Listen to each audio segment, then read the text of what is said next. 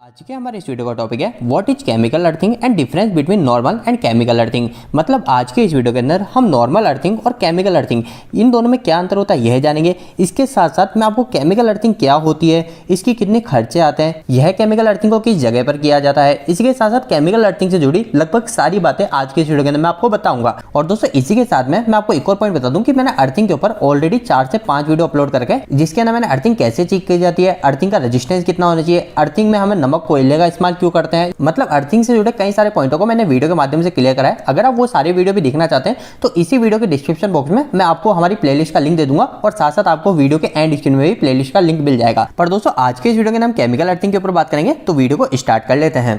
दोस्तों इस अर्थिंग से जुड़ा सबसे पहला पॉइंट जो लोगों के मन में कंफ्यूजन आता है कि आखिर नॉर्मल अर्थिंग और इस अर्थिंग में क्या अंतर है। तो दोस्तों दोनों अर्थिंग के अंदर कोई भी अंतर नहीं है।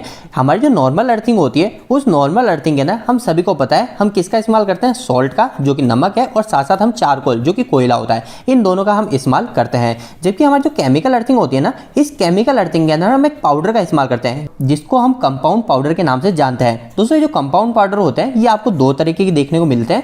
सबसे पहला अगर हम नॉर्मल देखने में बात करें तो एक ब्लैक कलर का देखा जाता है और दूसरा हमारा ब्राउन कलर का होता है। ये जो ब्लैक कलर का होता है ना, इसके अंदर जो पाउडर होता है ये हमारा कार्बन का मिलकर बना होता है। इसके अलावा सेकंड हमारा पाउडर जो होता है वो कई जगह इस्तेमाल किया जाता है, वो हमारा ब्राउन कलर का होगा। और सेकंड दोस्तों हमारा ब्राउन कलर का होता है जो कि बेंटाइन से मिलकर बना होता है। अब दोस्तों कई लोगों के मन में यह भी सवाल होता है कि आखिर हमको कार्बन का पाउडर यूज करना चाहिए या फिर हमको बेंटोनाइट का कंपाउंड यूज करना चाहिए। तो दोस्तों देखिए हमारा जो कार्बन का कंपाउंड होता है, मैं बार बार कंपाउंड बोल रहा है, कंपाउंड का मतलब यह है कि हमारा वो पाउडर जो हमारा केमिकल पाउडर है ना वो हमारा कंपाउंड।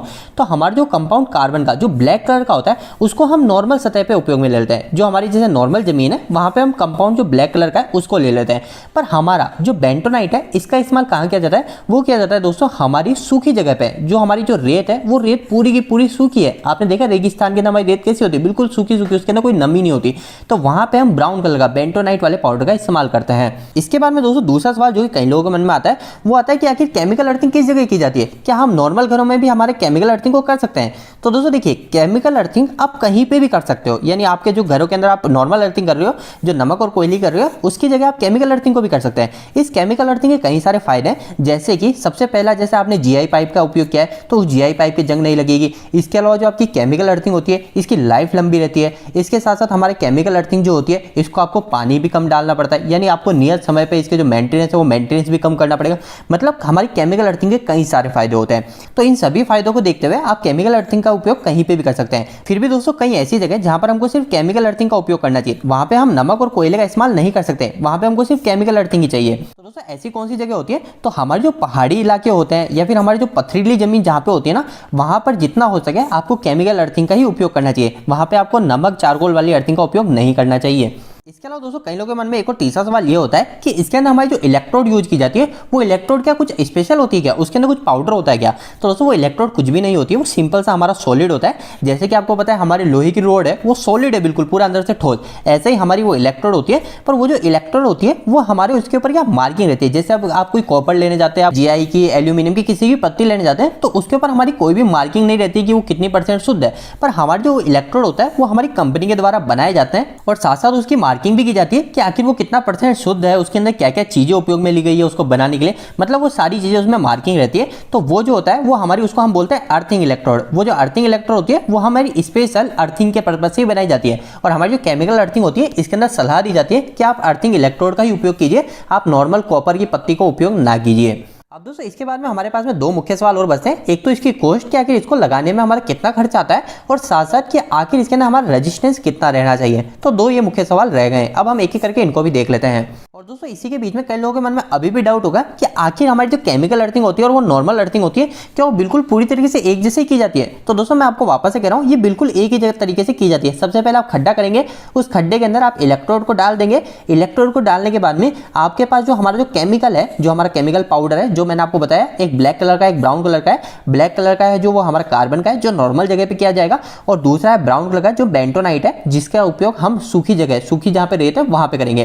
तो हमारा जो वो पाउडर है उस पाउडर को हम डालेंगे। इसमें दोस्तों एक बात का ध्यान रखिए, कभी भी हम अर्थिंग करते हैं तो अगर हमारी यहाँ की जो दीवार है पूरी यहाँ से यहाँ तक ये अगर आपको बिल्कुल सूखी दिखे तो हम क्या करते हैं, यहाँ पे पहले एक बार इसका पानी का थोड़ा छिड़काव कर देते हैं, फिर बाद में हम क्या करते हैं, हमारा जो पाउडर है इस पाउडर को इसमें डालते हैं। अब जो ये हमने केमिकल पाउडर डाला, यहाँ पे भी कई लोगों के मन में यह कंफ्यूजन होता है कि हमको इसको पानी में घोट के डालना चाहिए, मिला के डालना चाहिए, या फिर इसको पहले केमिकल पाउडर को डाल दें फिर इसमें पानी डालें। तो दोस्तों आप दोनों ही तरीके से कर सकते हैं, ऐसा कोई भी दिक्कत वाली बात नहीं, आप किसी भी तरीके से कर सकते हैं। पर मुख्य पॉइंट इस अर्थिंग में और हर अर्थिंग में एक ही रहता है, वो रहता है कि आप जब भी अर्थिंग का उपयोग करो सबसे पहले उसका रेजिस्टेंस चेक करो कि आखिर हमारी अर्थिंग का रेजिस्टेंस कितना आ रहा है। अगर रेजिस्टेंस सही आ रहा है उसके बाद ही आप अर्थिंग का उपयोग करो। किसी भी अर्थिंग के अंदर हमारे घंटे ऐसे फिक्स नहीं होते कि आप इतने घंटे बाद अर्थिंग को उपयोग में ले सकते हैं, पर जनरली हम बात करते हैं कि केमिकल अर्थिंग का उपयोग हम 1 से 2 दिन के बीच में कर सकते हैं। अब दोस्तों नेक्स्ट पॉइंट है हमारी कॉस्ट, क्या कि केमिकल अर्थिंग करने का कितना खर्च आता है। तो दोस्तों इसका हर जगह अलग अलग रेट है, किसी भी एरिया के अंदर आपका इसका फिक्स नहीं हो सकता, क्योंकि किसी सिटी के अंदर उसका जो सप्लायर है वो सप्लायर इजी मिल जाएगा, किसी सिटी के अंदर आपको सप्लायर आसानी से नहीं मिल पाएगा, तो इसकी कॉस्ट वेरी कर सकती है।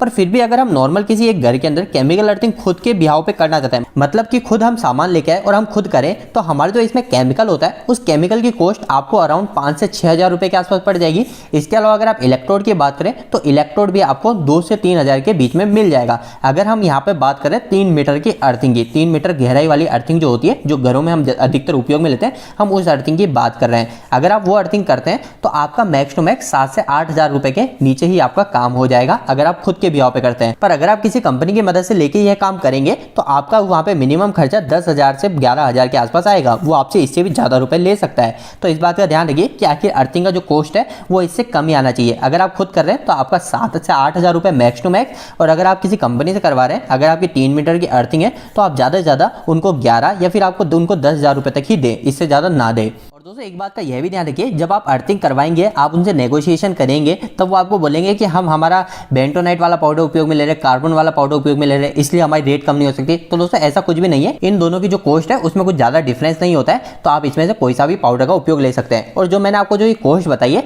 इस कॉस्ट के अंदर मैंने आपको 50 kg के पाउडर की रेट बताई है कि हमारा जो 50 kg पाउडर है उसके अंदर आपका जो खर्चा है वो कुछ इस प्रकार से आ सकता है। दोस्तों हमारा अगला आखिरी और सबसे महत्वपूर्ण पॉइंट है वो है रेजिस्टेंस के ऊपर, कि आखिर हमने अर्थिंग पूरी कर ली, उसका उपयोग हम कब करें। तो सबसे पहली चीज यही आती है कि आप अर्थिंग का कभी भी उपयोग मत करो जब तक आप उसका रेजिस्टेंस चेक नहीं कर लेते। तो सबसे पहले आपको अर्थिंग का रेजिस्टेंस चेक करना है। अब आपके घर में उसका रेजिस्टेंस कितना होना चाहिए आपकी अर्थिंग का।